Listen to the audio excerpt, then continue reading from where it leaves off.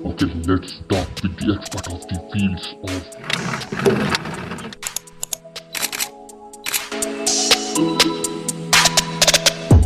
अस्सलाम वालेकुम, मैं हूं आपका होस्ट रज़ा सूर्या। मुस्लिम उम्मा को इस वक्त बहुत सारे फितनों ने घेरा हुआ है। इनमें से एक फितना मुनकरीन ख़त्म नबूवत है। ये वो फितना है जिसके लिए असहाबा कराम ने जंगे करी, अपनी तलवारें उठाई और मनसब शहादत पे फाइज हुए। नबूवत का झूठा दावेदार मुसलमान कज़्ज़ाब का आज पूरी दुनिया में कोई नाम लेने वाला नहीं है। और इस मामले में जो बुनियादी सवाल है जो एक नौजवान के जहन में उभर कर आ सकते हैं, इनके जवाब जानने के लिए आज हमारे साथ जो आलिम दीन मौजूद हैं, जो इस फितने की सरखूबी के लिए काफ़ी तवील अरसे से इस पर काम कर रहे हैं और मुख्तलिफ इलाकों में रद्द कादियानियत के ऊपर कोर्सेस करवा चुके हैं। मेरी मुराद हैं जनाब अल्लामा फैसल रशीद साहब से। अस्सलाम वालेकुम। वालेकुम सलाम। Welcome to the studio.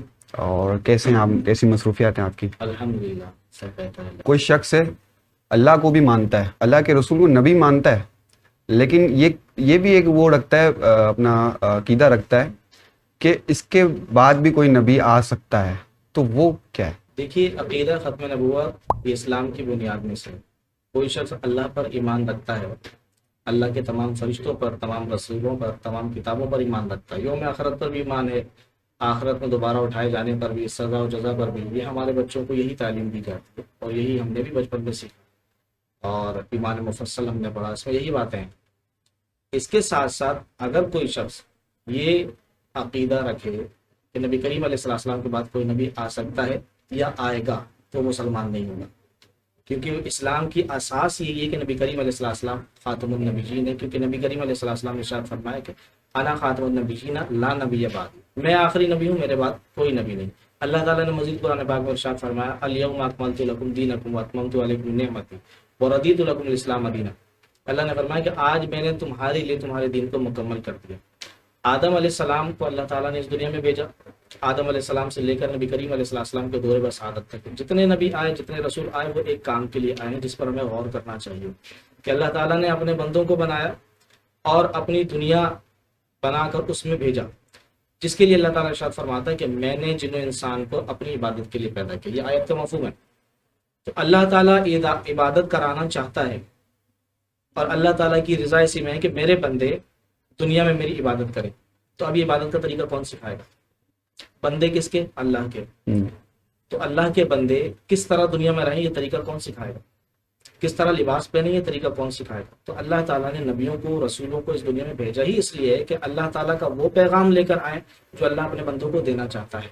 सही। तो अल्लाह ताला ने ये सिलसिला डायरेक्ट नहीं रखा। अल्लाह चाहता तो जिस तरह धूप हर एक शख्स के पास पहुंच रही है, हवा पहुंच रही है, ऑक्सीजन पहुंच रही है, इस तरह पहुंच रही है। लेकिन अल्लाह ताला ने नबियों और रसूलों को रखा है। नबी और रसूल वही बात सिखाने आए हैं जो अल्लाह चाहता है। तो वो सिलसिला शुरू कब हुआ? आदम अलैहिस्सलाम से, और चल कब रहा है? तमाम अंबिया कराम और रसूल आ रहे हैं। बाज नबी पहले गुजर चुके, रसूल की शरीयत को आगे बढ़ाकर चल रहे। लेकिन जब अल्लाह ताला की मंशा हुई, अल्लाह ताला ने चाहा कि अब इस उम्मत के लिए शरीयत में कुछ तब्दीली या कुछ इजाफी अहकाम नाजिल किए जाएं, तो अल्लाह ताला ने एक रसूल को भेजा, यानी उन्हें किताब दिया, सहीफा दिया, तो वो रसूल कहलाए। तो अल्लाह की जो मंशा थी, जो रज़ा थी बंदों के लिए, वो सिखाने नबी आए हैं। नबी ही सिखा सकते हैं, बंदा डायरेक्ट ये चीज़ सीख नहीं सकता। तो अल्लाह ने यहाँ फरमाया अल यौमा अकमलतु लकुम दीनकुम, कि आज तुम्हारे लिए तुम्हारे दीन को मुकम्मल कर दिया। यानी आदम अलैहिस्सलाम से जो सिलसिला सिखाने का शुरू हुआ था, अल्लाह ने फरमाया वो आज मुकम्मल हुआ है। अच्छा, हुजूर सल्लल्लाहु अलैहि वसल्लम के बाद वो जी। एंड अल यौमा, इस जुमले पर गौर करें। अल यौमा, आज के दिन वो सिलसिला मुकम्मल हो गया जो अल्लाह ताला ने अपने नबियों को भेजकर शुरू किया था अपने बंदों के लिए। तो वो तालीम आज मुकम्मल हुई है। कोई बंदा यूनिवर्सिटी से फारिग हो जाए, उसे डिग्री मिल जाए, उसके बाद कोई आकर कहे कि चलो आओ नए सिरे से तुम्हें पढ़ाते हैं, आओ दोबारा एडमिशन लो, तो लोग उसको बेवकूफ़ी कहेंगे। सही। मैं पास आउट कर गया, मैं कंप्लीट कर गया अपनी तालीम, कब आगे बढ़ना है? तो जाहिर बात है ये तो नामुनासिब बात होगी। अब रब्बुल आलमीन फरमा रहा है कि जिसके बंदे हैं और जो पैगाम उसके थे, पैगाम देने वाला कह रहा है कि आज मेरे पैगामात मुकम्मल हो गए, और ऐसे ही कोई उठकर आ जाए कहे कि नहीं, नया पैगाम आया। तो जिन तक पैगाम आया है, जाहिर बात है उन्हें बेचैनी तो पाई जाएगी। तो अगर कोई उठकर ये कह दे कि नहीं मैं भी नबी हूँ, तो फिर वो अल्लाह का फरमान जो, उसका मतलब क्या होगा? نبی تو آتے ہیں دین سکھانے، اللہ نے فرما دیا دین مکمل ہو گیا، تو پھر ابھی نبی کیوں آ رہے ہیں، کتاب کیوں آ گئی؟ اس کا مطلب اب نبی اور کتاب کی ضرورت نہیں، اب نئی شریعت کی ضرورت نہیں۔ جس طرح ابھی میں نے ذکر کیا تھا کہ نبی کریم علیہ السلام جو شریعت لے آئے وہی شریعت ہے، جو حلال فرما دیا قیامت تک وہی حلال، جو حرام فرما دیا قیامت تک وہی حرام ہے۔ تو جب یہ بات مکمل ہو چکی ہے، یہ تمام محدثین کا قول ہے کہ نبی کریم علیہ السلام نے جو شریعت آپ نے لوگوں کو بتا دی وہی قیامت تک جاری رہے گی۔ تو جب یہ چیزیں مکمل ہو گئی تو نئے نبی کی ضرورت بھی نہیں ہے، نئی کتاب کی ضرورت بھی نہیں۔ جو سکھایا جا رہا تھا، سلسلہ شروع کیا تھا، اللہ نے فرما دیا آج مکمل ہو گیا، وَأَتْمَمْتُ عَلَيْكُمْ نِعْمَتِي، اور تم پر اپنی نعمتوں کو مکمل بھی کر دیا، وَرَضِيتُ لَكُمُ الْإِسْلَامَ دِينًا، اور تمہارے لیے اسلام کو بطور دین پسند بھی فرما لیا ہے۔ تو اللہ تعالیٰ نے یہ فیصلہ فائنل کر دیا اس آیت میں، تو اس کا مطلب اب ضرورت نہیں ہے، اس کا مطلب تعلیم مکمل ہو چکی۔ تو یہی عقیدہ ختم نبوت ہے۔ اگر کوئی ان آیات کے بعد بھی، احادیث مبارکہ کے بعد بھی یہ عقیدہ رکھتا ہے تو ان آیات اور احادیث کی روشنی میں ظاہر بات ہے وہ غیر مسلم ڈکلیئر ہوگا، کیونکہ بنیادی عقائد پر ایمان ہی نہیں ہے تو مسلمان کیسے کہہ سکتے ہیں؟ علامہ صاحب، مسلمانوں کا یہ عقیدہ ہے کہ حضور آخری نبی ہیں، لیکن مسلمانوں کا یہ بھی عقیدہ ہے کہ حضرت عیسیٰ علیہ السلام بھی تشریف لائیں گے، تو اس سے ختم نبوت پہ کوئی فرق پڑے گا یا نہیں پڑے گا؟ یہ بات احادیث مبارکہ میں موجود ہے، اسی لیے مسلمانوں کا عقیدہ ہے کہ قرب قیامت میں عیسیٰ علیہ السلام تشریف لائیں گے، جو اللہ کے رسول ہیں، اللہ کے نبی ہیں۔ تو بات یہ ہے کہ ہمارے علماء نے ختم نبوت کی تعریف کرتے ہوئے یہ ارشاد فرمایا کہ جب آپ کہیں کہ ختم نبوت کیا ہے، جب ہم یہ کہتے ہیں کہ ختم نبوت یہ ہے، عقیدہ یہ ہے کہ نبی کریم علیہ السلام کے بعد کوئی نبی نہیں آئے گا۔ علماء نے ارشاد فرمایا کہ یہاں پر یہ جملہ کہا جائے کہ نبی کریم علیہ السلام کے بعد کوئی نیا نبی پیدا نہیں ہوگا۔ اچھا، یہ ہے اصل عقیدہ کہ نبی کریم علیہ السلام کے بعد کوئی نیا نبی پیدا نہیں ہوگا۔ اب اس عقیدے کی بنیاد پر اگر دیکھا جائے تو عیسیٰ علیہ السلام نبی کریم علیہ السلام سے پہلے اس دنیا میں تشریف لائے، ہاں، بعد میں نہیں۔ عقیدہ کیا ہے کہ حضور علیہ السلام کے بعد کوئی نیا پیدا نہیں ہوگا، نیا نبی پیدا نہیں ہوگا۔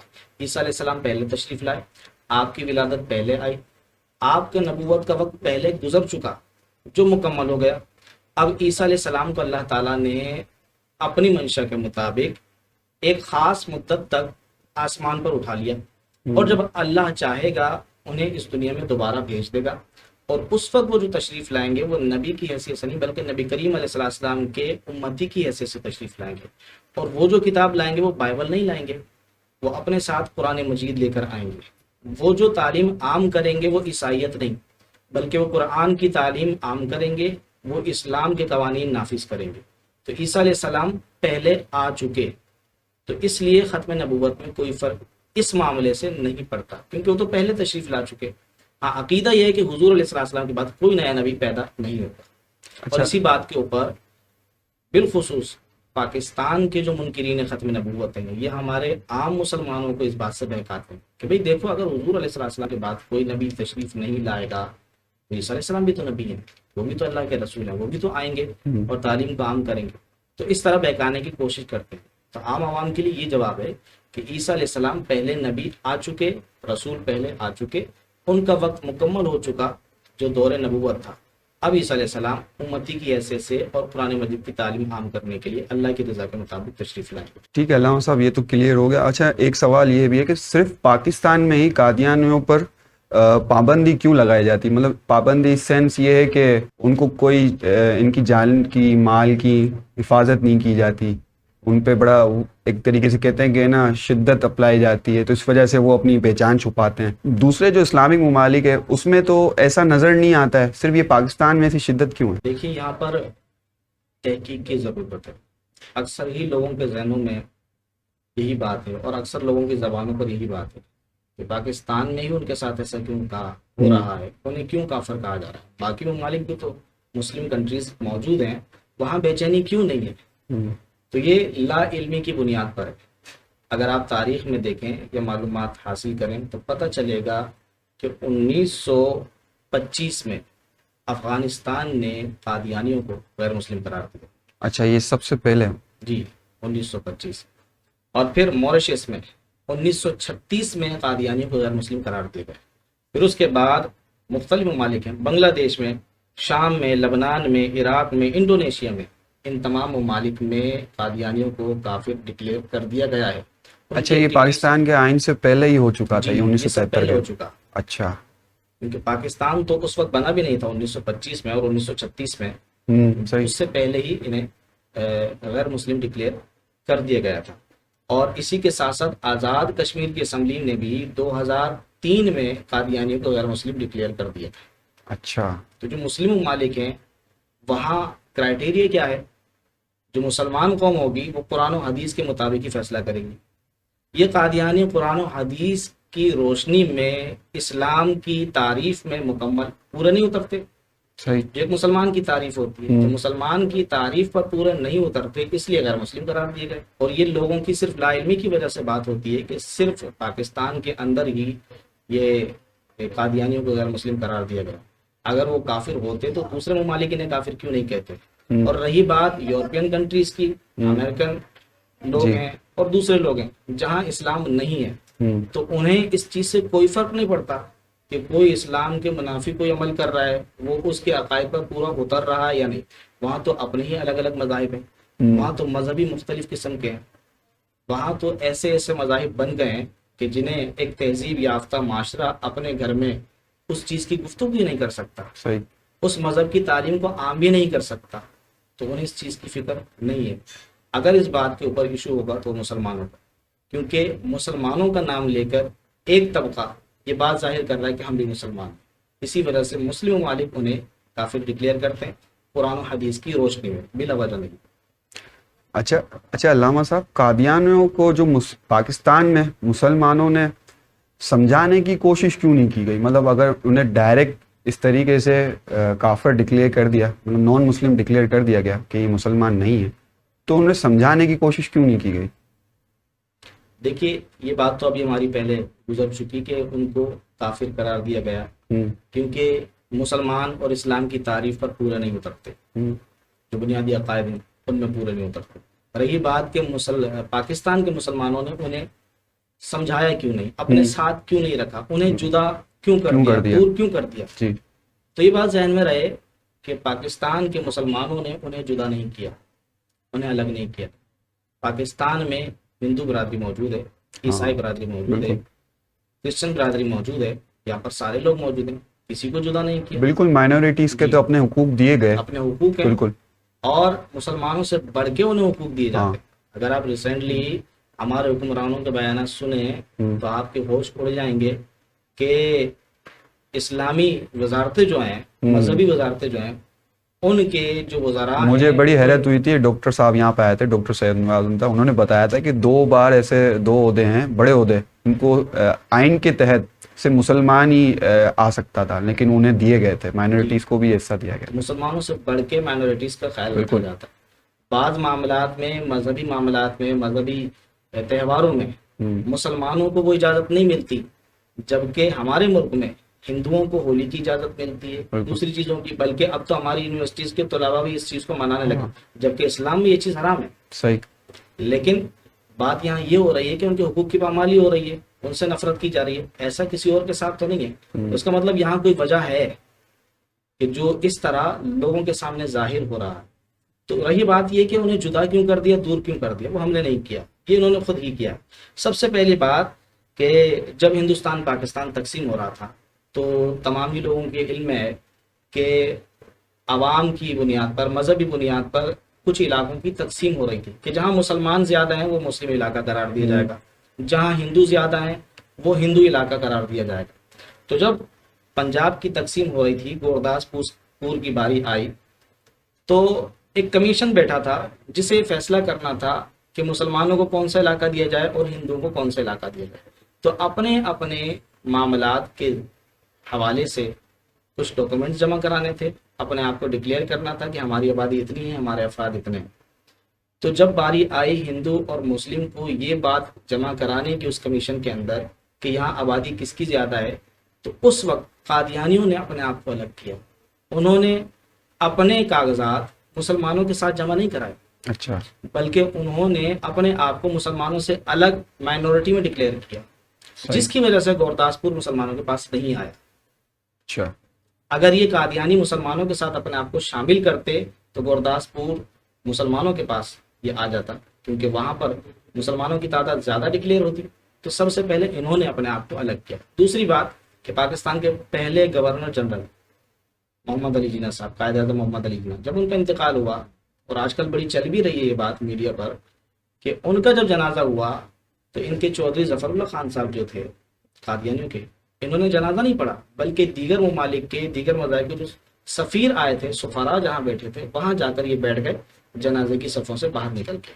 تو ان سے جب پوچھا گیا کہ آپ نے اپنے ملک کے گورنر جنرل کے جنازے میں شرکت کیوں نہیں کی، تو انہوں نے جواب دیا کہ بس آپ اتنا سمجھ لیں کہ میں ایک مسلم ممالک کا کافر وزیر ہوں یا ایک کافر ملک کا مسلمان وزیر ہوں۔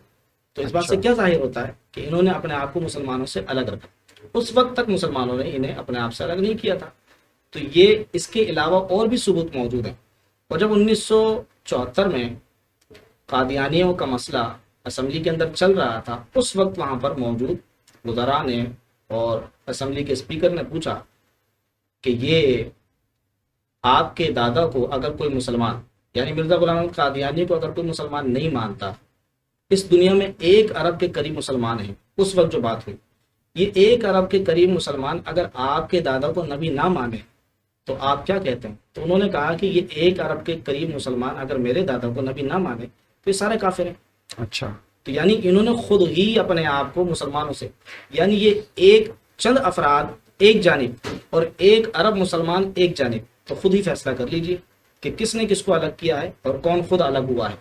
تو یہ مسلمانوں پر الزام ہے، بالخصوص پاکستان کے اوپر، کہ انہوں نے قادیانیوں کو اپنے آپ سے الگ کیا ہے یا جدا کیا ہے یا دور کیا ہے۔ ایسا کچھ نہیں ہے، انہوں نے خود ہی ہمیشہ اپنے آپ کو مسلمانوں سے دور رکھا۔ حقائق تو ایسے ہیں کہ اگر بیان کیے جائیں تو ہوش اڑ جائیں۔ میں اگر ایک بات عرض کر دوں حوالے کے طور پر، کہ جب میانمار میں آج سے کچھ عرصہ پہلے مسلمانوں کی کاٹا ماری ہو رہی تھی، نومولود بچوں کو پھانسیاں دی جا رہی تھیں، خواتین کے اعضاء کو کاٹا جا رہا تھا، دریا کے اندر بچوں کو، جوانوں کو پھینکا جا رہا تھا، پوری کی پوری بستیوں کو جلایا جا رہا تھا، گلے کاٹے جا رہے تھے، ذبح کیا جا رہا تھا، جو ایک بھی مسلمان بچتا اسے یا تو دریا میں پھینک دیتے یا جلا دیتے یا کاٹ دیتے یا اس کے اوپر گاڑی چلا دیتے یا پھانسی لگا دیتے۔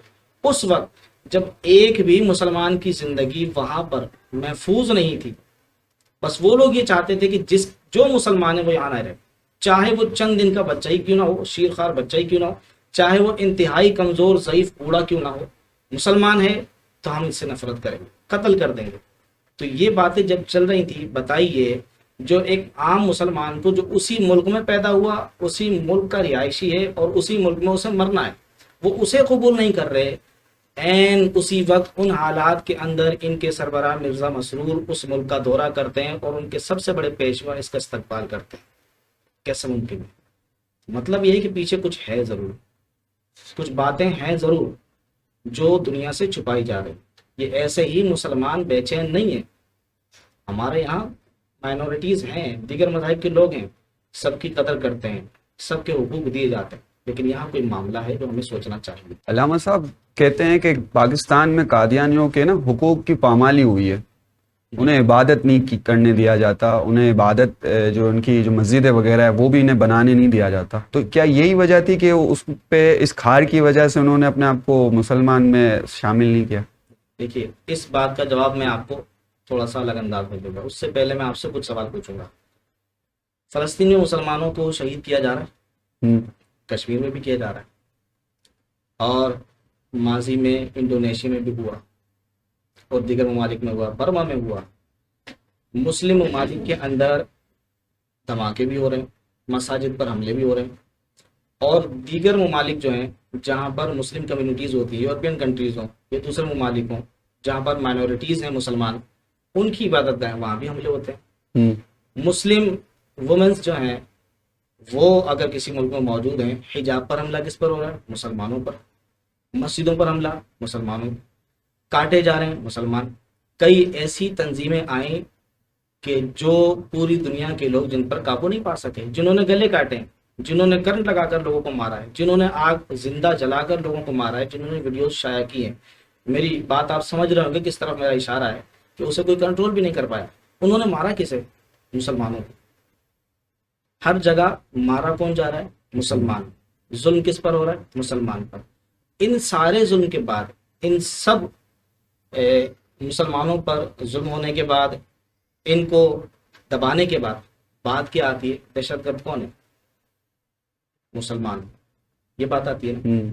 تو یہ تو وہی بات ہو گئی کہ مارا بھی انہیں جائے، کاٹا بھی انہیں جائے، دبایا بھی انہیں جائے، ملک پر دباؤ بھی انہیں کے ڈالا جائے، اور حقارت کی نگاہ سے بھی انہیں دیکھا جائے، اور معاملات میں پھنسایا بھی انہیں جائے، لیکن دہشت گرد وہی ہے. تو اس بات کا جواب بھی میں اسی طرح دوں گا کہ حقوق کی پامالی تو قادیانیوں کی نہیں، حقوق کی پامالی تو ہماری ہو رہی ہے. دین ہمارا، نبی ہمارے، قرآن ہمارا، رب ہمارا. آپ دیکھیے ہمارے ملک میں قانون ہے کاپی رائٹ کا. ہاں کسی نے بک لکھی اور ایک جملہ کوئی چرا لے، فوراً کیس ہوگا اور عدالت ایکٹیو ہو جائے گی اور اس پر کیس ہو جائے گا، بھاری جرمانہ لگے گا. ہمارے یہاں قانون ہے جعلی میڈیسن، جعلی دوائیں بنتی ہیں. ایک قانون ہے، کوئی بنا کر دیکھے، پکڑا گیا تو سزا ہے. ٹھیک ہے نا. ہمارے یہاں قانون ہے ایک مٹھائی کی دکان بھی مشہور ہو تو وہ لکھ دیتا ہماری کوئی برانچ نہیں ہے، اور اسی نام سے کوئی کھولے تو کیس ہو جاتا ہے. ٹھیک ہے نا.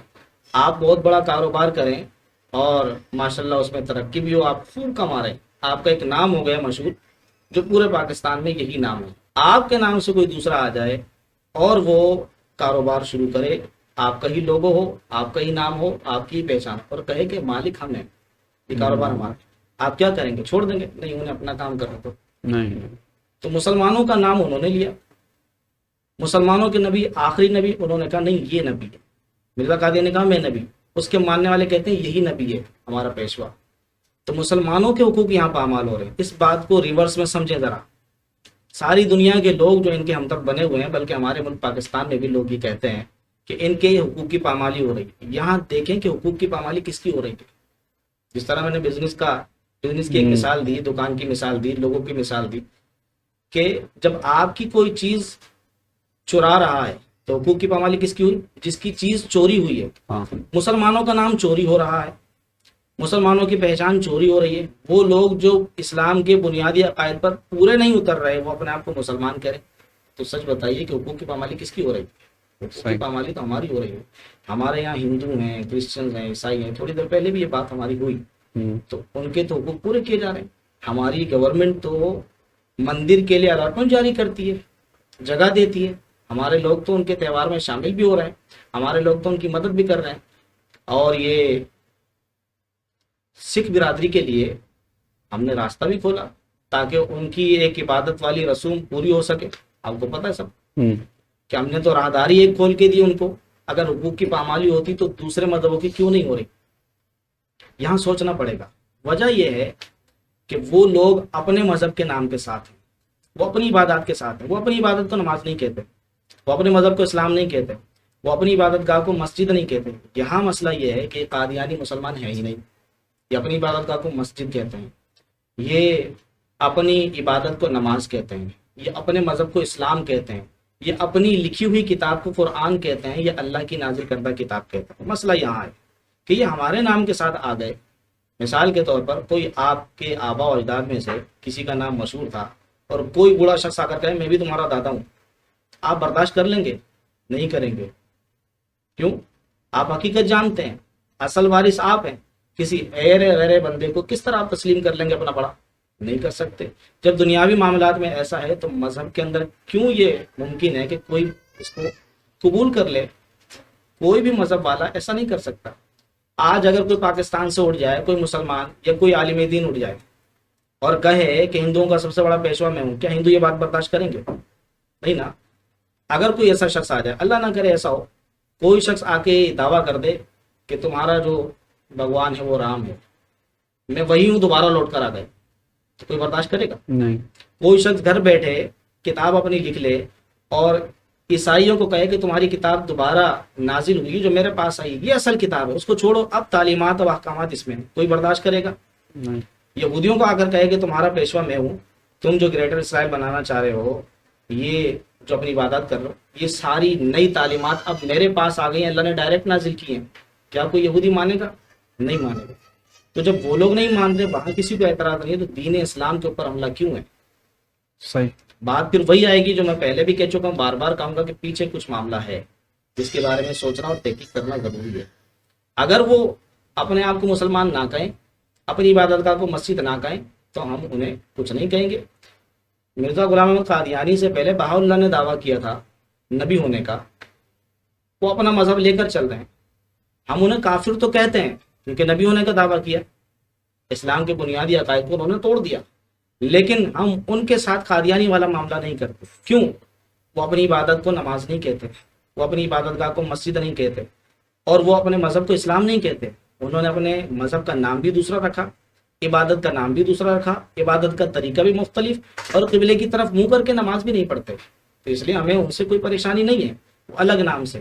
لیکن اگر کوئی ہمارے اسلام کا نام چوری کرے اور مسلمان بھی نہ ہو، ہمارے نبی کی شان میں گستاخی کرے، اور وہ ہو بھی ایک عام بندہ، نبی کریم علیہ السلام کی شان میں آیت نازل ہوئی، اللہ تعالیٰ نے ارشاد فرمایا وما ارسلناک الا رحمۃ للعالمین۔ مسلمان کا بچہ بچہ جانتا ہے، مسلمان تو کیا، آپ اگر نان مسلم سے بھی پوچھیں، غیر مسلم سے بھی پوچھیں، وہ بھی یہ بتا دے گا، اتنی مشہور بات ہے کہ یہ آیت نبی کریم علیہ السلام پر نازل ہوئی، اللہ نے ارشاد فرمایا کہ محبوب ہم نے آپ کو سارے جہانوں کے لیے رحمت بنا کے نازل کیا، انا اعطیناک الکوثر، سب جانتے ہیں نبی کریم علیہ السلام پر یہ آیت مبارکہ نازل ہوئی۔ لیکن اگر کوئی کہے یہ آیت تو مجھ پر نازل ہوئی ہے، جو مرزا غلام احمد قادیانی کہتا ہے، اس کی کتابوں میں موجود ہے، اس کا ہاتھوں کا لکھا ہوا ہے، حروف موجود ہے، وہ یہ کہتا ہے کہ وما ارسلناک الا رحمۃ للعالمین، کہ ہم نے سارے جہانوں کے لیے آپ کو رحمت بنا کر بھیجا، یہ اللہ نے مجھے کہا ہے۔ اچھا، وہ یہ کہتا ہے کہ انا اعطیناک الکوثر، یہ آیت میرے بارے میں نازل ہوئی، اللہ تعالیٰ نے مجھے خیر کثیر عطا کی ہے۔ وہ یہ کہتا ہے کہ جو عیسیٰ علیہ السلام نے بشارت دی، جو قرآن پاک میں آیت موجود ہے، عیسیٰ علیہ السلام فرماتے ہیں کہ میرے بعد جو نبی آئیں گے ان کا نام احمد ہوگا، قرآن پاک کی آیت ہے۔ وہ یہ کہتا ہے کہ یہ آیت تو میرے بارے میں نازل ہوئی ہے کیونکہ میرا نام غلام احمد ہے۔ تو اب بتائیے کیا کوئی مذہب والا اس طرح برداشت کر سکتا ہے کہ اس کی مذہبی کتاب کے اوپر ان کے پیشوا کی بجائے اپنا نام ڈالے؟ کوئی اور دنیا کا مذہب والا برداشت کر سکتا ہے؟ نہیں کر سکتا، کیونکہ اصول یہی ہے کہ جس کی چیز ہے وہی وارث ہوتا ہے۔ تو قادیانی مسلمان نہیں ہے، قرآن پاک کی آیات کا غلط ترجمہ، غلط تشریحات، غلط شروحات کر کے نبی کریم علیہ السلام کا ذکر جہاں جہاں موجود ہے انہوں نے ہٹا کے غلام احمد قادیانی کا ذکر کیا، بلکہ غلام احمد قادیانی نے خود اپنا نام وہاں ڈکلیئر کیا کہ یہ مراد میری ہے۔ تو بتائیے کس طرح ہم انہیں مسلمان کہہ سکتے ہیں؟ صحیح۔ یہ معاملہ یہاں پر اس طرح ہے، جو لوگ سمجھتے نہیں ہیں، اور صرف اس بات کو دیکھا جاتا ہے کہ ان کے حقوق کی پامالی ہو رہی ہے، کیا یہ کاروبار نہیں کر رہے؟ کئی مسلمانوں سے زیادہ بہتر اور اچھا کاروبار قادیانیوں کو پاکستان کے اندر ہے۔ کیا یہ حکومتی عہدوں پر نہیں ہے؟ کیا ان کے اسکولز نہیں ہیں؟ کیا ان کی عبادت گاہیں نہیں ہیں؟ کیا ان کے بچے کھلے عام گھوم نہیں رہے؟ کیا ان کے لوگ کھلے عام خرید و فروخت نہیں کر رہے؟ کیا ان کے یہاں شادی بیاہ نہیں ہو رہے؟ کیا یہ دیگر ممالک میں آ جا نہیں رہے؟ کیا انہیں دیگر حقوق نہیں دیے جا رہے؟ مسئلہ صرف یہ ہے کہ ہم یہ کہتے ہیں کہ اپنے آپ کو مسلمان نہ کہو، اگر مسلمان کہنا چاہتے ہو تو اسلام قبول کرو، اس بات کو چھوڑ دو کہ نبی کریم علیہ السلام کے بعد کوئی نبی آ سکتا ہے، اس بات سے انکار کرو اور توبہ کرو، کیونکہ عقیدہ یہی ہے، اسلام یہی ہے کہ نبی کریم علیہ السلام کے بعد کوئی نبی نہیں آ سکتا۔ آپ کے جو پیشوا نے یہ دعویٰ کیا ہے وہ غلط کیا ہے، اس کو تسلیم کریں۔ اگر یہ باتیں ہو جائیں، اسلام قبول کر لیں، توبہ کر لیں، دوبارہ اس طرف نہ جائیں، تو ہم انہیں مسلمان ہی کہیں گے۔ رہی حقوق کی بات، تو کوئی حقوق کی پامالی یہاں پر نہیں ہو رہی ہے، بلکہ ہمارا حق ہم سے چھینا جا رہا ہے کہ اسلام کی غلط تشریحات بیان کی جا رہی ہے، اور دنیا کو یہی چیز دکھائی جا رہی ہے۔ انہوں نے ہمارے قرآن کے تراجم میں گڑبڑ کی ہے، دنیا کی کئی زبانوں میں ترجمہ کر کے جہاں جہاں نبی کریم علیہ السلام کا اسم مبارک تھا یا آپ کا ذکر تھا، وہاں مرزا غلام احمد قادیانی کا ذکر انہوں نے ڈال دیا۔ جس کو یقین نہ آئے وہ گوگل ایپ سے ڈاؤن لوڈ کر سکتا ہے۔ ٹھیک، علامہ صاحب، ایک اور چیز بھی لوگوں کے مائنڈ میں ہے کہ سننے میں آتا ہے کہ یہ جو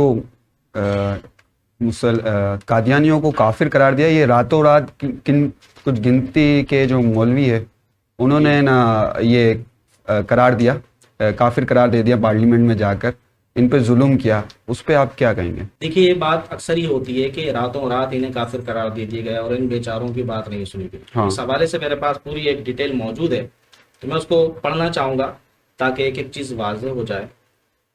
دیکھیے یہ راتوں رات انہیں کافر قرار نہیں دیا گیا۔ سب سے پہلے 1953 میں تحریک ختم نبوت چلی، جس کو حکومت کی مدد سے اور با اثر ذرائع کی مدد سے اس تحریک کو کچلا گیا، مسلمانوں کو شہید کیا گیا۔ یہ راتوں رات کی کہانی نہیں ہے۔ 1953 میں تحریک چلی، مسلمان شہید ہوئے ہیں، مسلمانوں کا خون بہا ہے، اپنے نبی سے وفا کا اظہار کرتے ہوئے مسلمانوں نے جام شہادت نوش کیا ہے۔ کہ قادیانی اسلام کے حقدار نہیں ہیں، اگر انہیں مسلمان ہونا ہے تو وہی طریقہ اپنائیں کہ کلمہ پڑھیں، توبہ کریں۔ بات یہ ہے کہ جب یہ تحریک چلی اس وقت کیا معاملات ہوئے یہ لوگوں کو نہیں پتا، صرف چند ہی لوگ جانتے ہیں جنہوں نے ہسٹری پڑھی یا پرانے لوگ جو ہیں انہیں معلوم ہے کہ جب یہ تحریک چلی تو مسلمانوں پر اس قدر ظلم ہوا اس تحریک کے چلانے کی وجہ سے کہ مسجد کے اندر جوتے سمیت گھس کر مسلمانوں پر فائرنگ کی گئی، اور جتنے لوگ اس وقت مسجد میں موجود تھے سب کے سب شہید کر دیے گئے، ایک کے اوپر دوسرا، دوسرے کے اوپر تیسرا، یہاں تک کہ چار مسلمان ایک دوسرے کے اوپر شہید ہو کے گر چکے تھے۔ اس وقت زندہ صرف وہ بچا جو ان لاشوں کے نیچے دب گیا تھا۔ یہ تحریک راتوں رات کی نہیں ہے، یہ تحریک ان جلسوں کی، ان جلوسوں کی، ان مظاہروں کی ہے کہ جن مظاہروں میں مسلمانوں نے جام شہادت نوش کیا ہے۔ ایک وقت کا ذکر ہے کہ جب مظاہرے ٹھنڈے ہوئے عصر کے وقت تو ایک بوڑھا شخص جذبہ ایمانی لے کر اپنے پوتے کو اپنے ساتھ لایا اور اس نے نعرہ لگایا ختم نبوت، بچے نے جواب دیا زندہ باد۔ یہ جملے مکمل ہونے تھے، سامنے سے 2 گولیاں چلی ہیں، ایک گولی دادا کے سینے میں، دوسری گولی پوتے کے سینے میں، دونوں شہید ہو گئے۔ یہ تحریک راتوں رات کی نہیں ہے، یہ تحریک اس خون کی ہے، اس شہادت کی ہے کہ جب دوران مظاہرہ اذان نماز کا وقت ہوا تو ایک مسلمان کھڑا ہوا، اس نے اذان کہنی شروع کی، سامنے سے گولی چلی جو اس کے سینے میں پیوست ہو گئی، وہ شہید ہو گیا۔ اس نے صرف اتنا کہا تھا اللہ اکبر اللہ اکبر، اسے شہید کر دیا گیا۔ دوسرا مسلمان کھڑا ہوا، اس نے اگلا جملہ کہا اللہ اکبر، اسے بھی شہید کر دیا گیا۔ پھر تیسرا مسلمان کھڑا ہوا، اس نے کہا اشہد ان لا الہ الا اللہ، اس کے سینے میں گولی لگتی ہے۔ پھر چوتھا مسلمان کھڑا ہوا، اس نے کہا اشہد ان لا الہ الا اللہ۔ اس طرح پوری اذان مکمل کی گئی، ہر جملے پر ایک مسلمان نے جام شہادت نوش کیا ہے، اور یہ دنیا کی پہلی اذان تھی جو اتنے لوگوں نے مکمل کی ہے اور جام شہادت نوش کرتے ہوئے۔ یہ تحریک راتوں رات کی نہیں ہے۔ پھر آئیے، یہ تو شہادتوں کی بات ہو گئی، پھر اس کے بعد اس تحریک کو اس طرح کچلا گیا، علماء کو شہید بھی کیا گیا، گرفتار بھی کیا گیا، اور پھانسی کی سزائیں بھی دی گئیں، جو بیرونی دباؤ کی وجہ سے پھر اسے عمر قید میں تبدیل کر دیا گیا۔ اس کے بعد یہ تحریک 1974 میں چلی۔ پھر جب یہ تحریک چلی تو اس تحریک کے چلنے کے بعد باقاعدہ پروسیس چلا جو میں آپ کو بتاتا ہوں کہ 30 جون کو قومی اسمبلی میں قادیانی مسئلے پر غور کرنے کے لیے حکومت کی جانب سے ایک تحریک اور اپوزیشن رہنما مولانا شاہ احمد نورانی کی جانب سے قرارداد پیش کی گئی، جسے متفقہ طور پر منظور کر لیا گیا، اور تمام اراکین قومی اسمبلی پر مشتمل خصوصی کمیٹی اسپیکر قومی اسمبلی کی سربراہی میں تشکیل دے دی گئی، جس کا کام حسب ذیل فرائض سر انجام دینا تھا۔ ان لوگوں کی حیثیت متعین کی جائے جو حضور سیدنا محمد مصطفیٰ صلی اللہ علیہ وسلم کی ختم نبوت پر ایمان نہیں رکھتے۔ اس سلسلے میں کمیٹی کی پیش کردہ تجاویز، مشوروں اور قراردادوں پر اس معینہ مدت کے اندر غور و خوض مکمل کر لیا گیا، جس کا تعین کمیٹی کرے گی۔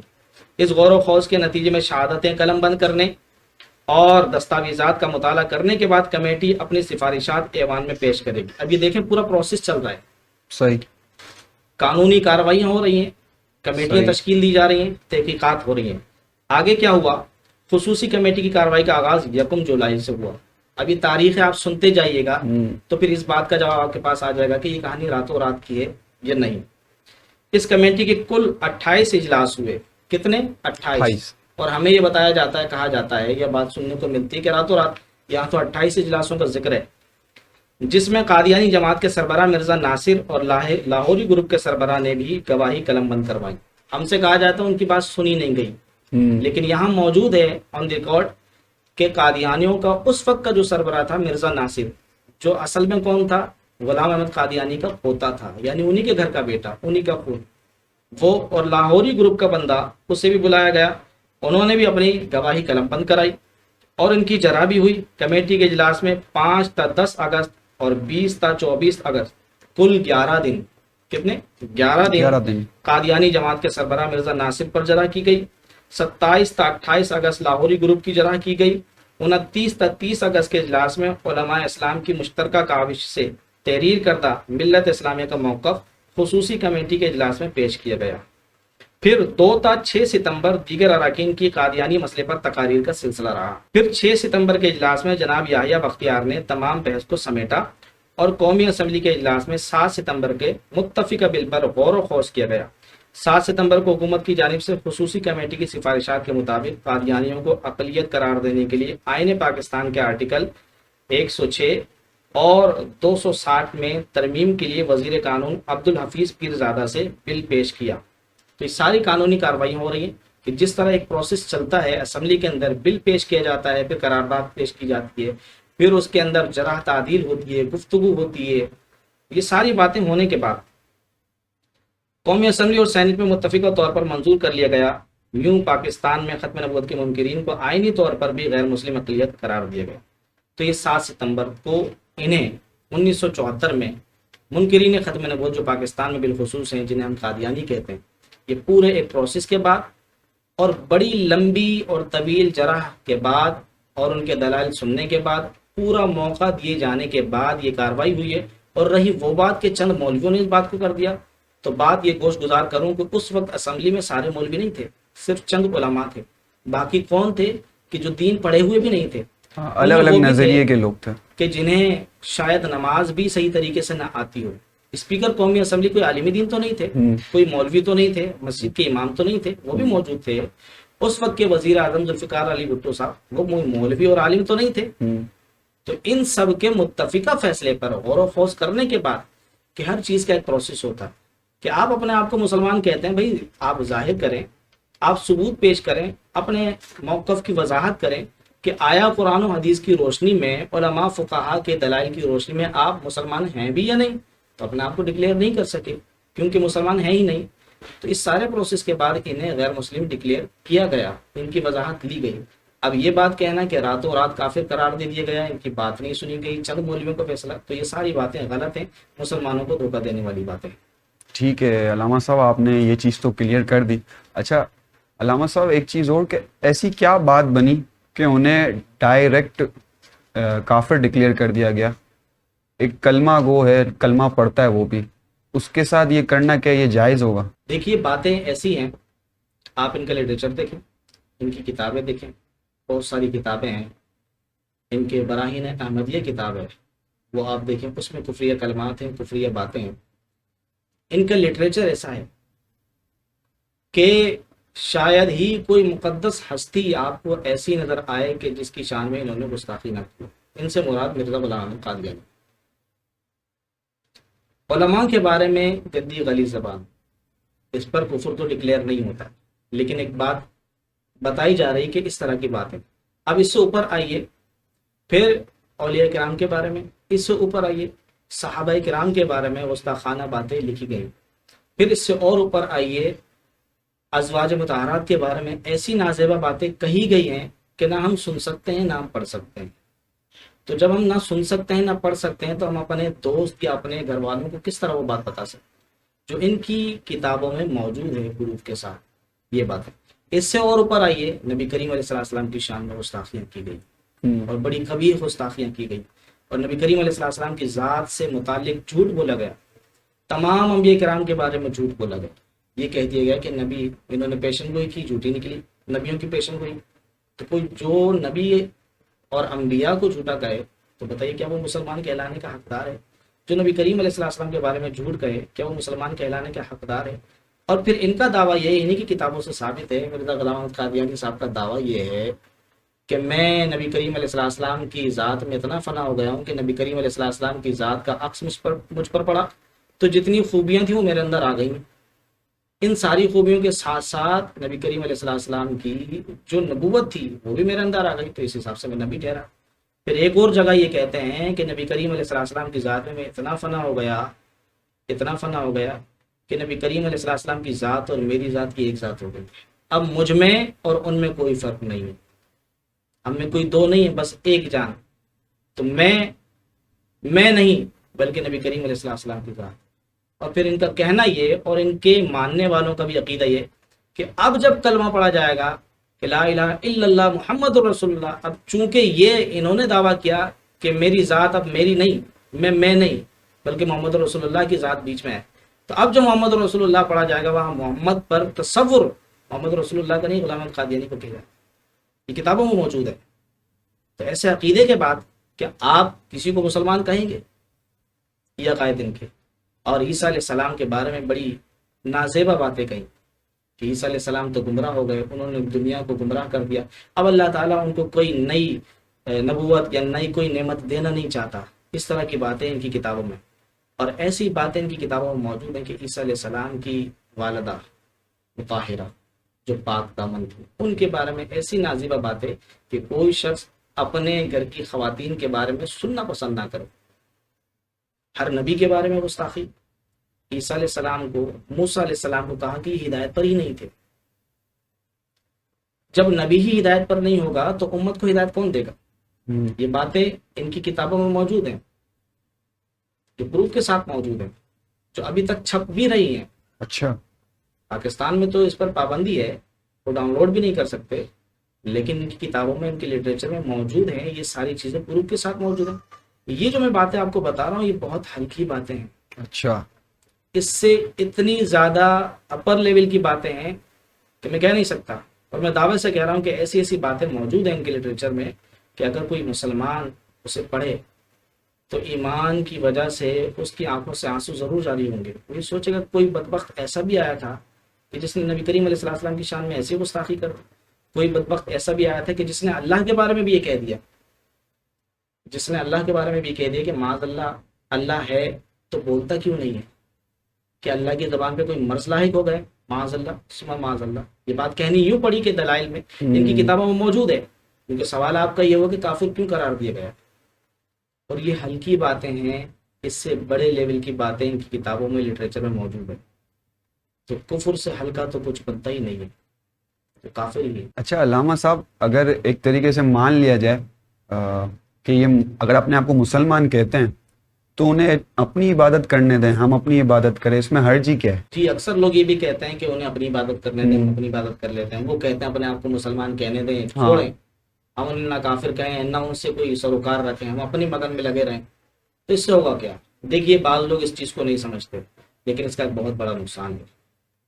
یہ تو آج کچھ سالوں پہلے اس نے دعویٰ کیا نبی ہونے کا اور اپنی تعلیمات کو غلط کو عام کیا۔ یہ سلسلہ آج کا نہیں ہے، یہ سلسلہ بہت پہلے کا ہے، نبی کریم علیہ السلام کے دور بسعادت سے لے کر حضور علیہ السلام نے ارشاد فرمایا کہ میرے بعد 30 جھوٹے دجال ایسے آئیں گے جن میں سے ہر ایک یہ دعویٰ کرے گا کہ میں اللہ کا نبی ہوں۔ یعنی حضور علیہ السلام نے پیشن گوئی فرما دیا، آپ نے پہلے سے علم دے دیا کہ میرے بعد 30 ایسے لوگ آئیں گے جو یہ دعویٰ کریں گے کہ وہ نبی ہیں۔ حضور نے فرمایا حالانکہ میں آخری نبی ہوں، میرے بعد کوئی نبی نہیں ہے، لیکن وہ لوگ دعویٰ کریں گے۔ تو یہ 30 لوگ، ان میں غلام احمد قادیانی بھی شامل ہے۔ سب سے پہلے نبی کریم علیہ السلام کے دور بسعادت میں 4 لوگ دعویٰ کر چکے تھے، جن میں سے خاتون بھی تھی، مسیلمہ کذاب، طلیحہ، اسود انسی اور سجاح، یہ خاتون۔ اچھا مطلب یہ چیز حضور صلی اللہ علیہ وسلم کے دور سے یہ چیز ہو رہی تھی؟ جی بالکل، اچھا، حضور علیہ السلام کے دور بسعادت میں یہ 4 لوگ نبوت کا دعویٰ کر چکے تھے، جھوٹا دعویٰ انہوں نے کیا۔ اور پھر حضور علیہ السلام کے ظاہری وصال کے بعد حضرت سیدنا ابوبکر صدیق رضی اللہ تعالیٰ عنہ نے مسیلمہ کذاب سے جنگ کی۔ اچھا، وہ جنگ اس چیز کے لیے تھی، ختم نبوت کی جنگ تھی؟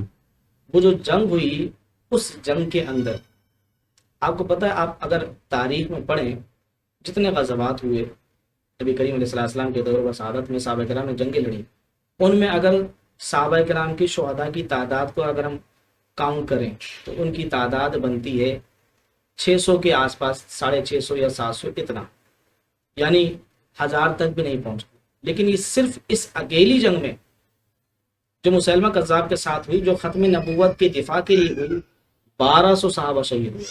ان 1200 صحابہ میں 700 صحابہ کرام ایسے تھے جو حفاظ کرام تھے، حافظ قرآن تھے۔ اچھا، دین کا بڑا نقصان ہوا۔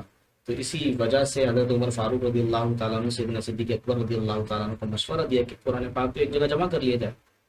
تو بہرحال اس وقت سے لے کر آج تک بہت سارے لوگ آئے جنہوں نے نبی ہونے کا جھوٹا دعویٰ کیا، اور جو آیا اس نے اپنی نئی شریعت بنائی۔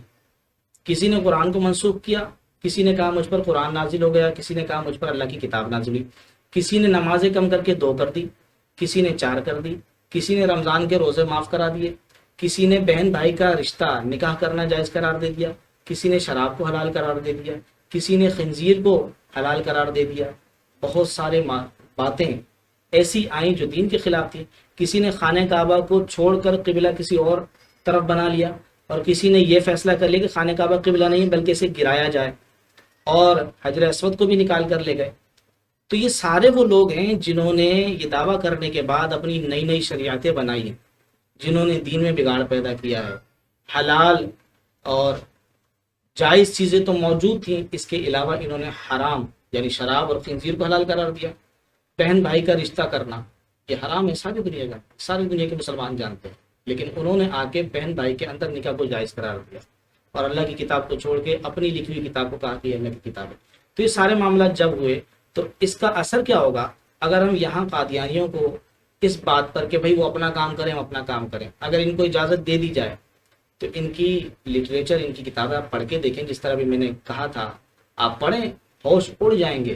ایسی باتیں اس میں لکھی ہیں، ایسی چیزیں، احادیث کا رد کیا گیا ہے، قرآن کی آیات کا رد کیا گیا ہے، عیسیٰ علیہ السلام کی آمد کا رد کیا گیا ہے۔ بلکہ ان کا تو دعویٰ یہ ہے کہ عیسیٰ علیہ السلام تو انتقال کر چکے ہیں اور ان کا مزار تو کشمیر میں ہے۔ میرا سوال یہ ہے کہ ساری دنیا کے عیسائیوں کو نہیں پتا کہ کشمیر میں مزار ہے عیسیٰ علیہ السلام کا، اور انہیں پتہ ہے، اور کہتے ہیں کہ ان کا انتقال تو ہو گیا، اور مسلمان جو ہیں انہیں کہتے ہیں کہ آسمانوں پر اٹھا لیا گیا۔ اس طرح کی جھوٹی تعلیمات۔ تو اب اگر انہیں اجازت دے دی جائے، یہ تعلیم جو جھوٹی ہے وہ شائع کریں گے۔ جو کتاب اس نے اپنے ہاتھ سے لکھی، جس کو یہ کہتا ہے اللہ کا کلام ہے، یہ اس کو قرآن کہہ دے گا۔ پھر جب اسے اجازت دی جائے گی، ہمارا قانون بن جائے گا یا ہمارے لوگوں کو عادت پڑ جائے گی، پھر کل کو دوسرا کھڑا ہوگا، پھر وہ کہے گا میں بھی نبی ہوں، پھر وہ کہے گا کہ مجھ پر بھی کتاب نازل ہوئی، پھر وہ کہے گا کہ مجھ پر بھی اللہ تعالیٰ نے احکامات نازل کیے، پھر وہ کوئی حلال رشتے کے اندر ایسی گڑبڑ پیدا کرے گا کہ جو تہذیب بھی نہیں مانتی اور دین بھی نہیں مانتا۔ تو جگہ جگہ نیا دین ہوگا، جگہ جگہ نیا نبی ہوگا، جگہ جگہ نئی اللہ کی کتاب ہوگی، معاذ اللہ، اللہ اس وقت سے بچائے۔ تو اگر ہم اجازت دے دیں تو ہر گلی میں ایک شخص کھڑا ہوگا جو کہے گا میں نبی ہوں، ہر کوچے پر ایک شخص اپنے ہاتھ میں اپنی لکھی ہوئی کتاب لے کر کھڑا ہوگا کہ یہ قرآن ہے، ہر شخص یہ پیغام دے رہا ہوگا کہ جو طریقہ نماز کا میں بتا رہا ہوں وہ ہے، ہر شخص کھڑا ہو کر یہ کہے گا کہ نماز آج سے معاف ہو گئی، ہر شخص یہ کہے گا کہ آج سے حج معاف ہو گیا۔ ایک شخص ایسا بھی آیا تھا جس نے حج کو منسوخ کر دیا تھا، اچھا، اور ایک شخص ایسا بھی آیا جس نے کہا کہ نماز سے پہلے وضو کرنے کی ضرورت ہی نہیں ہے۔ یہ تاریخ میں موجود ہے، یہ وہ لوگ ہیں جنہوں نے نبی ہونے کا جھوٹا دعویٰ کیا تھا۔ تو آج اگر ان کو اجازت مل جائے تو پھر ہمارے ملک میں، اسلامی ممالک میں پھر یہی تماشا ہوگا کہ دین پھر اپنی بنیادوں کے ساتھ قائم نہیں رہے گا، پھر کوئی مسلمان بھی نہیں رہے گا، پھر نہ اسلام رہے گا اور نہ اسلام کا نام رہے گا۔ تو اسی لیے مسلمان انہیں اس چیز کی اجازت دے ہی نہیں سکتے، اور اجازت ہے بھی نہیں۔ تو اس چیز سے یہ بہت بڑا نقصان ہونے کا خدشہ ہے، اور ہوگا، صرف خدشہ ہی نہیں۔ اور یہ جتنے لوگوں کا میں نے ذکر کیا کہ مسلمہ کذاب نے، طلحہ نے، اسود انسی نے، سجاہ نے، اور اس کے بعد بہت سارے، مختار ثقفی آیا جس نے دعویٰ کیا کہ اہل بیت کا وہ بڑا محبت کرنے والا ہے، اور یزید کے جتنے لوگ تھے جو امام حسین کو شہید کرنے میں شامل تھے ان سب کو چن چن کے مارا۔ تو لوگ محبت کرنے لگے کہ اہل بیت کا محبت کرنے والا ہے، لیکن بعد میں اس نے نبی ہونے کا دعویٰ کر دیا۔ ایسے کئی لوگ آئے۔ تو یہ سارے لوگ جو آئے، آپ یہ اگر آپ تحقیق کریں گے یا تاریخ کے اوراق پلٹیں گے تو آپ کو پتہ چلے گا کہ جتنے لوگ آئے ان سب کا انجام یہ ہوا، سیدنا صدیق اکبر سے لے کر آج کے دور تک، یعنی بہاء اللہ سے پہلے تک جتنے لوگوں نے نبی ہونے کا دعویٰ کیا ان سب کو مسلم حکمرانوں نے قتل کر دیا، قتل کی سزا دی گئی، کیونکہ وہ مرتد ہو گئے، اور مرتد کی سزا کیا ہے؟ قتل ہے۔ پہلے اسے سمجھایا جائے گا، مہلت دی جائے گی کہ بھئی ارتداد کیوں کیا، واپس دین میں آ جائے، جب نہ سمجھے قائم رہے تو پھر اس کی سزا موت ہے۔ تو مسلم حکمرانوں میں نے ایسا کیا، کوئی بچا نہیں، اور یا پھر مسلمانوں نے مل کر ایسا کیا۔ ایک شخص ایسا بھی گزرا کہ جسے مسلمانوں نے مل کر زہر دے دیا تھا، کیوں؟ اس نے نبی ہونے کا دعویٰ کیا۔ یہ وجوہات ہیں، لیکن آج یہ ان کے ساتھ ایسا نہیں ہوا، کیوں؟ حکومتوں میں وہ پاور نہیں رہی، حکومتوں میں وہ غیرت نہیں رہی، اور خود پسندی آ گئی، مصالحت پسندی آ گئی، اور دوسری چیزیں مفاد پرستی آ گئی، جس وجہ سے یہ اسٹیپ نہیں لے سکتے۔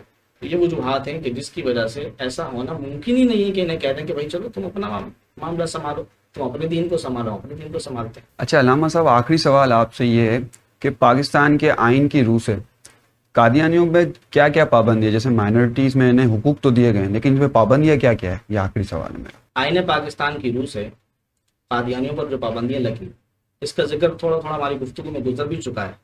یہ ہمارا نام چراتے ہیں، یہ ہماری چیزوں کو چراتے ہیں۔ قادیانی کیا کہتے ہیں؟ مرزا غلام احمد قادیانی اپنے آپ کو نبی کہتا ہے، اپنی بیویوں کو کہتا ہے ازواج مطہرات، ام المؤمنین کہتا ہے، اپنے ماننے والوں کو جو اس کے ساتھ ہے انہیں صحابی کہتا ہے، اور اپنی عبادت گاہوں کو مسجد، اپنی عبادت کا نماز۔ تو پابندیاں صرف یہی لگی، ان پر یہ پابندی نہیں لگی کہ آپ کاروبار نہیں کریں گے، آپ تعلیم حاصل نہیں کریں گے، آپ یہاں رہ نہیں سکتے، آپ زمین نہیں خرید سکتے، آپ کچھ اور نہیں کر سکتے. پابندی صرف یہ لگی کہ اسلام کے نام نہیں چرائیں گے. کیا پابندی لگی؟ آئین پاکستان کی روح سے کہ کوئی قادیانی یا لاہوری گروپ اپنی عبادت گاہ کو مسجد نہیں کہے گا، اپنی عبادت کو نماز نہیں کہے گا، اپنی عبادت کے بلانے کے لیے اذان نہیں کہے گا. اچھا. اور قادیانی اور لاہوری گروپ کوئی بھی نبی کریم علیہ السلام کے صحابہ کے علاوہ کسی اور کو صحابی یا کسی اور کو خلیفۃ المسلمین خلیفۃ المؤمنین نہیں کہہ سکتا. نبی کریم علیہ السلام کے ازواج مطہرات کے علاوہ کسی اور کو ام المؤمنین یا امہات المؤمنین نہیں کہہ سکتا. یہ پابندیاں لگی ہیں. تو یہ پابندیاں تو ایسی ہیں کہ اس میں تو کسی کو اعتراض نہیں ہونا چاہیے. لوگ خواہ واویلا کرتے ہیں کہ ان پر یہ پابندی یہ پابندی یہ پابندی. اب جو باتیں میں نے آپ کو بتائی ہیں کہ نبی کریم علیہ السلام کے بعد کوئی نبی نہیں، وہ شخص اپنے آپ کو نبی کہہ رہا ہے. حضور کے صحابہ کے علاوہ کوئی صحابی نہیں ہے، حضور کے خلفاء کے علاوہ کوئی خلیفۃ المسلمین نہیں ہے، حضور کے ازواج مطہرات کے علاوہ کوئی ام المؤمنین نہیں ہے. تو یہ تو کہہ رہے ہیں، تو یہی تو پابندی ہے نا. صحیح. اس میں ناجائز کیا چیز ہے؟ اس میں زیادتی کیا ہے؟ اس میں حقوق کی پامالی کیا ہے؟ صرف ایک کمپنی کے اصول یہ ہیں کہ ہماری چیز کوئی نہ چرائے، ہمارا لوگو نہ چرائے، ہمارا ٹیگ نہ چرائے، ہمارا نام نہ چرائے، ہماری ریسیپی نہ چرائے. اس کے لیے دنیا قانون بنا کر بیٹھی ہے. لیکن دین اسلام کے لیے جو بنیادی حقوق ہیں، بنیادی عقائد ہیں، قرآن و حدیث کی روشنی میں اس کے اوپر اعتراض ہوتا ہے. تو یہ غلط اور نامناسب بات ہے. آپ نے عقیدہ ختم نبوت پہ آپ کام کر رہے ہیں، تو جو آپ نے بتایا کہ فورم ہے جو آپ کا عقیدہ ختم نبوت فورم، وہ کیا کرتا ہے اور یہ کب سے ہے اسٹارٹ کر رہا ہے کام، اس کے بارے میں تھوڑا سا بتائیں مجھے. اس فورم کا نام ختم نبوت فورم کراچی ہے، جو حضرت علامہ سید شاہ عبد القادری امیر جماعت اہل سنت پاکستان کراچی کی سرپرستی میں چل رہا ہے. اس کی بنیاد 9 جون 2020 کو حضرت کی سرپرستی میں اور انہی کے مشاورت سے، انہی کے حکم سے ہوئی. اس کا مقصد یہ ہے کہ تمام لوگوں کو، مسلمانوں کو عقیدہ ختم نبوت کے حوالے سے آگاہی فراہم کی جائے. اس حوالے سے ہم نے کورسز کرانے کے کچھ گولز منتخب کیے. اس کام کے لیے سب سے پہلے یہ ڈیسائیڈ ہوا کہ ایک کورس ہمارے پاس موجود ہونا چاہیے. صحیح. اس کے لیے ہم نے، میں اور ہمارے بھائی علامہ ابو محمد عارفین صاحب، ہم نے مل کر ایک کورس تشکیل دیا جس کا نام تحفظ عقیدہ ختم نبوت کورس. اس کے اندر نبی کریم علیہ السلام کی دور بسعادت سے لے کر آج تک ختم نبوت کے حوالے سے جو کام ہوئے اور منکرین ختم نبوت کی جو کارروائیاں ہوئیں اس وقت سے لے کر آج تک، اور پھر آخر میں تحریک پاکستان، اور پھر منکرین ختم نبوت کے حوالے سے جو قانون بنایا گیا، یہ ساری انفارمیشن اس کورس میں موجود ہے. تو الحمدللہ اس کے تحت پہلا کورس جنوری 2021 میں تشکیل دیا گیا، اور اب تک یہ بڑا قلیل وقت ہے، 3 سال اس کو ہوئے ہیں فورم کو بنے ہوئے، اور الحمدللہ اس عرصے میں کورس بھی ڈیزائن ہوا اور 300 کے قریب مقامات پر پورے پاکستان میں کورس منعقد کیے گئے، جس میں عوام کے لیے، علماء کے لیے، خواتین کے لیے اور بچوں کے لیے بھی کورس ہم نے ڈیزائن کیا جو سوالان جواباً اس فارم میں موجود ہے. تو الحمدللہ یہ کورسز کرانا یہ فارم کا مقصد ہے. اور اس کے علاوہ ریسرچ لائبریری ایک قائم کی گئی ہے جس میں ختم نبوت کے ٹاپک پر اور ناموس رسالت کے ٹاپک پر پورے پاکستان میں اور دوسرے اسلامی ممالک میں جس نے جہاں کہیں ختم نبوت کے ٹاپک پر جو کتاب لکھی ہے اور ناموس رسالت کے موضوع پر جو کتاب لکھی ہے، اس لائبریری میں وہ تمام کتابیں موجود ہوں گی. اور اس کے ساتھ ساتھ منکرین ختم نبوت کا جو لٹریچر ہے وہ بھی ہمارے پاس میسر ہوگا. تو یہ کام ختم نبوت فورم کا ہے. اس کے علاوہ خدمت خلق کا کام بھی فورم کے مقاصد میں شامل ہے، اور عوام کو لٹریچر شائع کرنا، آگاہی دینا، یہ ختم نبوت فورم کراچی کا کام ہے. اچھا علامہ صاحب، آپ نے کہا کہ لائبریری ہے اور اس میں تمام لوگوں کا لٹریچر ہے. تمام لوگوں سے لٹریچر سے مراد کن لوگوں کا لٹریچر آپ کہہ رہے ہیں کہ جو ختم نبوت پہ کام کیا ہے، وہ کون سا لٹریچر؟ فرسٹ اسٹیپ میں علماء اہل سنت کی کتب، اچھا، جہاں پوری دنیا میں جس نے لکھی. پھر اس کے بعد دیگر مکاتب فکر کے لوگوں نے ختم نبوت کے حوالے سے کیا لکھا، ناموس رسالت کے حوالے سے کیا لکھا، وہ لٹریچر بھی ہمارے پاس موجود. یہ اس لائبریری کی تشکیل دیتے وقت یہ مقصد ڈیسائیڈ کیا گیا تھا. اچھا، یہ تو بڑی اچھی بات ہو گئی. اور پھر اس کے لیے تمام علماء کے لیے یہ سہولت ہماری لائبریری میں موجود ہوگی کہ کوئی بھی عالم دین یا کوئی بھی طالب علم اس حوالے سے ریسرچ کرنا چاہے، کوئی بات دیکھنا چاہے تو ہماری لائبریری موجود ہے، وہ آ کر وہاں ریسرچ ورک کر سکتے ہیں، کتابیں ہم میسر انشاءاللہ کریں گے۔ اور ایسا بھی ہے، یہ سہولت بھی ہے کہ اگر کوئی کتاب ہمارے پاس موجود نہ ہو اور کسی عالم دین کو اس کتاب کی ضرورت ہو تو فورم کو بتائے، انشاءاللہ فورم وہ کتاب ارینج کر کے دے گا۔ اچھا، اس کا مطلب یہی ہوا کہ یہ فورم ان لوگوں کے لیے کام کر رہا ہے جو لوگ اس چیز پہ ریسرچ کر رہے ہیں، پڑھنا چاہتے ہیں اور اپنی ہسٹری کے حوالے سے پڑھنا چاہتے ہیں کہ کیا کیا چیزیں ہوئی تھی۔ اچھا، اس میں علامہ صاحب مجھے یہ بتائیں کہ ایک اسٹوڈنٹ ہے، اس سے اگر یہ چیز سیکھنی ہے، اگر عقیدہ ختم نبوت کے اوپر اس کو لٹریچر پڑھنا ہے تو وہ سب سے پہلے کیا سرچ کرے گا؟ وہ کون سی کتاب پہلے پڑھنا چاہے جس سے اس کو آسانی سے بھی معلومات ہو جائے، جس میں اس کو لٹریچر اتنا، کیونکہ آج کل لٹریچر بھی بڑا ہارڈ ہوتا ہے، تو وہ کون سی ایسی چیز سٹارٹ لے، کون سی کتاب پڑھ لے جس سے اس کو سٹارٹنگ میں آسانی ہو؟ ختم نبوت کے حوالے سے مختلف علماء نے لٹریچر لکھا ہے، بعض نے اس لیول کا لکھا ہے کہ اس علماء سمجھے، اور بعض نے اس لیول کا لکھا ہے کہ اس کو عام عوام سمجھے۔ تو جن علماء نے اس لیول پر آ کے لکھا ہے کہ عام عوام کو ختم نبوت کے حوالے سے آگاہی ہو، تو سب سے پہلے تو اس کے لیے ضروری ہے کہ یہ پڑھے، اور اس میں بھی سب سے پہلے ضروری ہے کہ قرآن و حدیث کی روشنی میں جن علماء نے یہ لکھا کہ عقیدہ ختم نبوت ہے کیا، ہاں، اس کی یہی ضرورت کیا ہے، اس کی اہمیت کیا ہے، سب سے پہلے یہ جاننا ضروری ہے، پھر اس کے بعد تحقیق، پھر اس کے بعد کہ منکرین ختم نبوت نے کیا اعتراضات کیے، ان کے پاس اپنے کیا دلائل ہیں، وہ کیوں اس بات کی طرف گئے کہ نبی کریم علیہ السلام کے بعد بھی کوئی نبی آ سکتا ہے، کیا وجوہات ہیں، کیا ان کے ذہن کی غلط فہمی ہے یا پیچھے سے کوئی اور طاقت و قوت ہے جو اس بات پر انہیں مجبور کر رہی ہے، اور اس بات کے پیچھے کچھ مقاصد ہیں جو یقیناً ہیں۔ تو یہ چیز دیکھی جائے گی، پہلے سب سے قرآن و حدیث کہ کیا عقیدہ ختم نبوت ہے، پھر اس کے بعد عام فہم لکھی گئی جو عوام کے لیے لکھی گئی کتبیں، اس کا مطالعہ کیا جائے، پھر اس کے بعد بتدریج آگے اگر بڑھیں تو انشاءاللہ بہت فائدہ ہوگا۔ اچھا علامہ صاحب، اگر فرسٹ اسٹیپ کی بات کی جائے تو آپ نے بتایا عقیدہ ختم نبوت پڑھے، تو عقیدہ ختم نبوت ہے کیا؟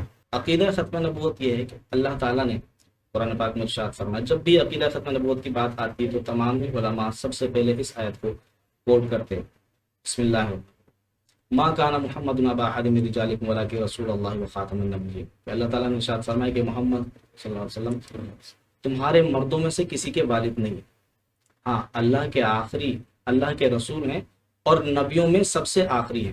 تو اس آیت سے یہ ظاہر ہوتا ہے اور ثبوت نکلتا ہے کہ نبی کریم علیہ السلام کے بعد کوئی نبی نہیں ہے، کیونکہ اللہ تعالیٰ ارشاد فرما رہا ہے کہ یہ نبیوں میں سب سے آخری ہیں۔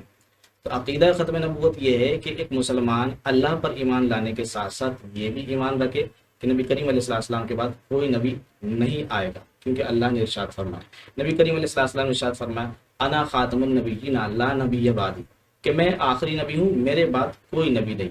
یہ عقیدہ ختم نبوت ہے کہ ایک مسلمان یہ عقیدہ رکھے کہ نبی کریم علیہ السلام اب آخری نبی ہیں، آخری رسول ہیں، جو تعلیم آپ لائے وہ آخری تعلیم ہے، جو شریعت آپ لائے وہ آخری شریعت ہے، جو کتاب آپ لائے وہ آخری شریعت ہے۔ نبی کریم علیہ السلام نے جو چیزیں حلال فرما دی اب قیامت تک یہی حلال رہیں گی، اب کوئی بھی آنے والا شخص کوئی نئی چیز حلال نہیں کر سکتا۔ نبی کریم علیہ السلام نے جو چیزیں حرام فرما دی قیامت تک وہی حرام رہیں گی، اب کوئی بھی آنے والا نئی چیز حرام نہیں کر سکتا۔ یہ عقیدہ ختم نبوت ہے۔ ٹھیک ہے علامہ صاحب، آپ کا بہت بہت شکریہ۔ آپ نے میرے خیال سے ایک عام عوام کے لیے جو ذہن میں سوال آتے ہیں وہ میرے خیال سے آپ نے سارے کلیئر کر دیے، اور میں ناظرین سے بھی کہوں گا کہ آپ کو امید کرتا ہوں آپ کو بہت کچھ سمجھ آیا ہوگا۔ آپ اپنی کیا رائے رکھتے ہیں کمنٹ سیکشن میں ضرور بتائیے گا۔ تب تک کے لیے مجھے اور علامہ صاحب کو دیجیے اجازت۔ السلام علیکم ورحمۃ اللہ وبرکاتہ۔